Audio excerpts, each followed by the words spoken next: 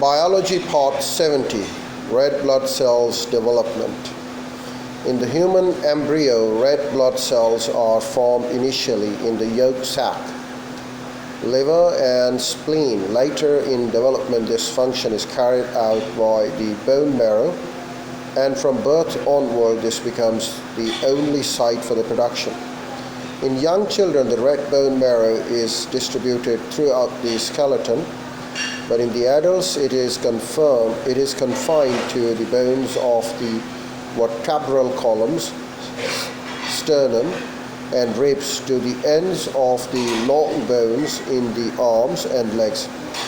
The development of red cells, called cryptorrhoesis, takes from 5 to 9 days and begins from undifferentiated cells called stem cells. These multiply and then stop to produce the large amounts of RNA needed for synthesis of hemoglobin. As soon as the developing cells is filled with the hemoglobin, RNA production stops and the nucleus of the cell is extruded. When the mature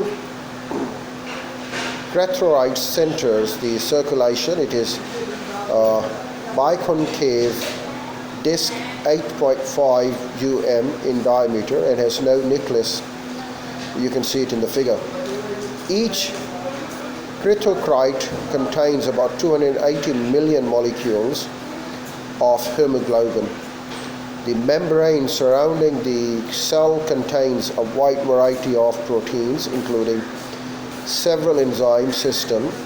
It also displays on its surface the glycolipid blood group substance, or ABO antigens, which are discussed earlier in our tutorial.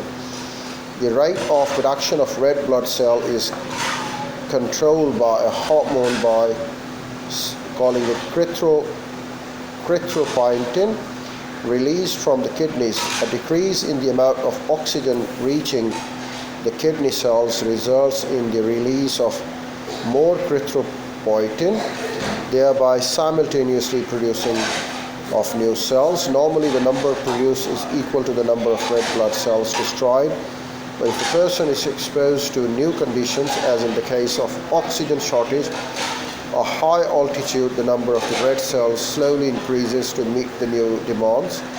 The development of erythrocytes also depends on the availability of wide range of raw materials. Any shortage leading to a failure in normal production and to the symptoms of anemia, one cause of which is a lack of iron in the diet. Another form of anemia is called pernicious anemia, results from the lack of vitamin B12, which is used as a coenzyme in the synthesis of nucleic acids. Transport of oxygen. More than 98% of the oxygen transported in human blood is carried by hemoglobin. The molecules of this remarkable protein catch consist of 4 subunits, 2 alpha chains, 2 beta chains, and fitted together to give a compact overall structure. Furthermore, as described in earlier tutorial, each of these subunits contain a special pigment group of the heme group with an iron atom located at the center.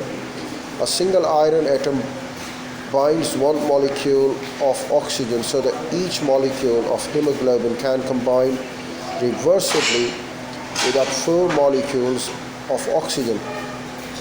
4 different kinds of oxyhemoglobin can be formed as follows.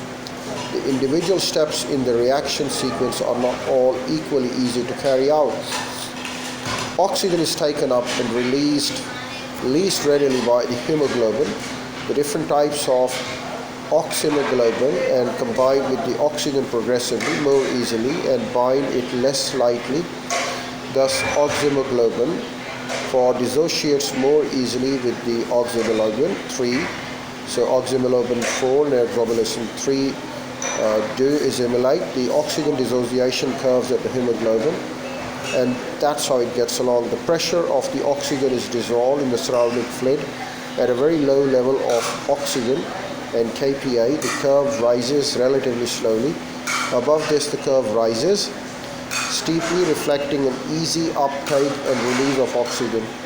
In the plateau of the region, saturation approaches 100%. The air in the lung has PO at 3 kPa, that is much higher than any of the other one.